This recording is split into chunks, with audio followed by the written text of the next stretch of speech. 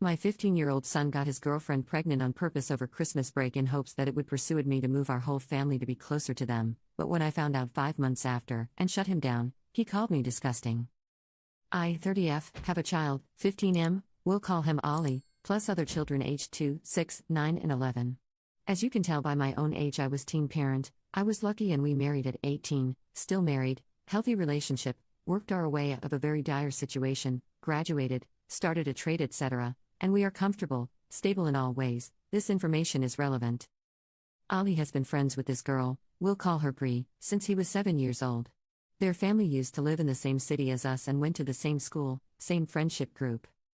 We know her parents and are long-distance friends ourselves, not close friends but say hello when the kids are on video chat, had drinks together before.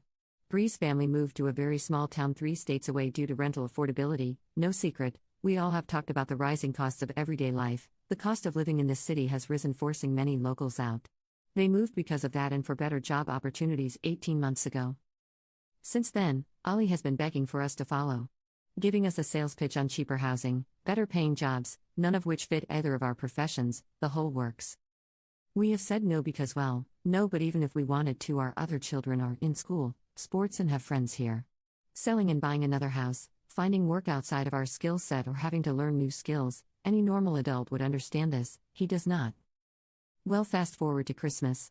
Bree's family come back to our city for a holiday and the kids met up multiple times with each other. It was my understanding that they were always with the other kids, but obviously not since Bree is pregnant, and I am certain it was on purpose. He has access to protection. I don't care for opinions on that. My access was restricted and I had him. He has had intercourse education from me, my husband, school. He knows damn well how babies are made and how not to have one.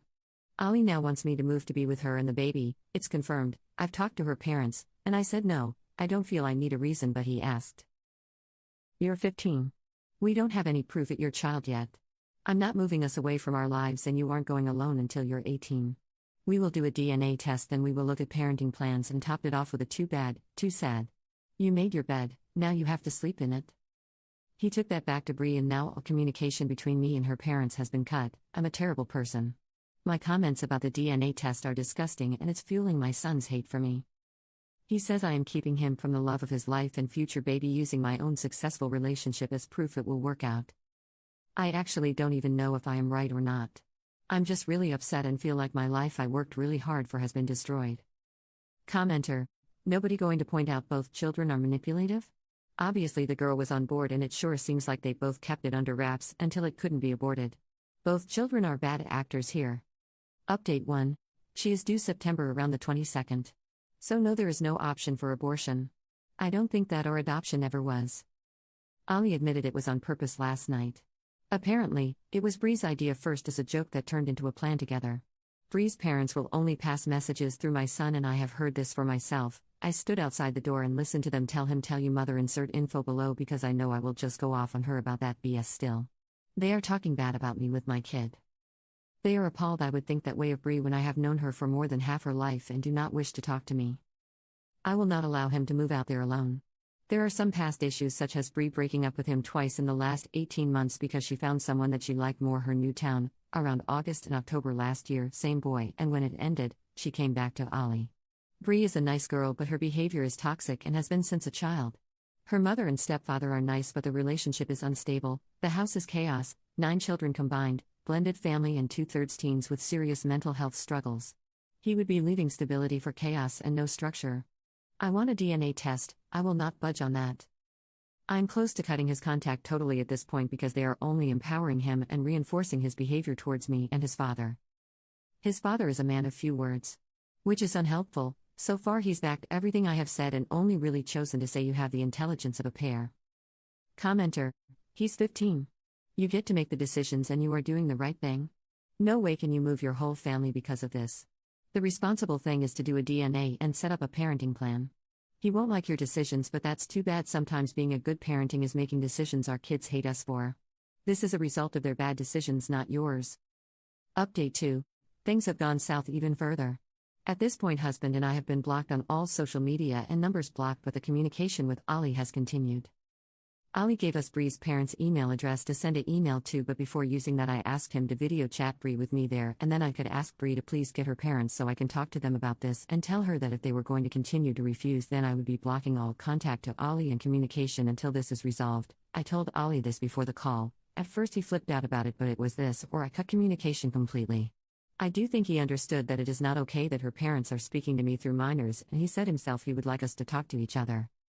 Bree joined the call and hung up when she saw I too was there. Ali called back a few times and she didn't answer. She asked via text why I wanted to talk to her, and Ali told her that I wanted to speak to her mother, and if we didn't resolve the communication issue, then all contact would be ended until her parents made contact with us and we make a plan for the next few months, including DNA and then birth arrangements. Said that if the baby is his, we will travel there for the birth and first few weeks after. He told her that I personally think it probably is his baby, but I want to be sure and make sure everything is done right from the start. Well, Bree blocked him with a reply, and he is totally heartbroken, not eating, sitting in his room all day and night, not mad at me surprisingly, very, very sorry for him and to us, sad about it all, and I think regretful. He even asked me if there was a way to undo it for himself. I haven't talked about signing over rights, a male abortion his father called it, because I think he's just upset right now. A mutual friend of Bree and Ollie's here in our hometown showed him a few posts she has made in the last 24 hours. Things like "It's you and me against the world, baby girl," and memes about deadbeat dads. She'd also announced the pregnancy, which she hadn't done yet, and the post had some single mother facts and quotes. Ollie's friends knew about the situation, and a few were under the impression he had dumped her and the baby going by the post, but when he explained that what had happened, they all rallied for him in the comments. I said not to, and now she's blocked them, and we can't see what she has posted. This is just a nightmare. I have had a plan personally, not set, but something I wanted to talk to her parents about, but I don't even want to waste my time at this point. Ali gave us Bree's parents' email address to send an email to with said plan. Basically, Bree does DNA blood test. We will pay the full $1,500 for it. If it is his baby, we can book flights and plan to be there for the first month. I'll stay too with Ali, maybe even the whole family, and then we can also work on a parenting plan and getting into mediation for a judge to sign off on it. Ali's father and I spilled for the first 7 months of his life, so we have done this before and we know the process. But at this point I think I will just leave it to settle before sending an email. Commenter: reality is about to hit that kid like a fudging train. Update 3. Ali's friend was able to see her Instagram through an old account, different email. I don't use Instagram enough to know what that means, but it meant they weren't blocked when they reactivated. They found the pregnancy announcement post, and if you scrolled across, it showed a digital copy of the scan Bree sent us as a 16-week scan, apparently the first scan she had at the OB. That is dated 0404 and clearly says GA 19 plus 3 weeks, making an August due date, I believe, or very early September. This would not line up with the due date given to us, but does line up with when her parents told me she was pregnant mid-April. They told us we've had the pregnancy confirmed and sent a photo of the printed pic, which the date isn't on there. I actually think it may have been cut off the top. I haven't told Ali this yet because I want to be sure. I am very concerned about his mental health at the moment and taking that into consideration. But unless she gave the wrong period dates and the baby measured only 16 weeks, then it's not possible for it to be our son's. Also added information, her due date from what we know is September 22nd. She was here from December 20th to Jan 7th, and saw Ali December 21st and 22nd and January 4th and 5th. Never overnight. I asked Ali when did this happen, and he said January 4th was the only time, which makes more sense as they were in public gathering otherwise. They were at a mutual friend's birthday that night but never stayed overnight. I have had 5 kids and I know the dates are too close to figure it out that way. Ali also said that the joke Bree made was to just see if it happens, the pregnancy, because then it's obviously meant to be, and he would be able to move. To me it sounds like she had the plan a lot longer, but I may be biased here. Commenter 1. So what you're saying is that the most immature people in this situation are Bree's parents. I expect teenagers to make questionable decisions, although generally not to the extent of get pregnant on purpose so we can force people to move, but the parents are a whole new level of WTF.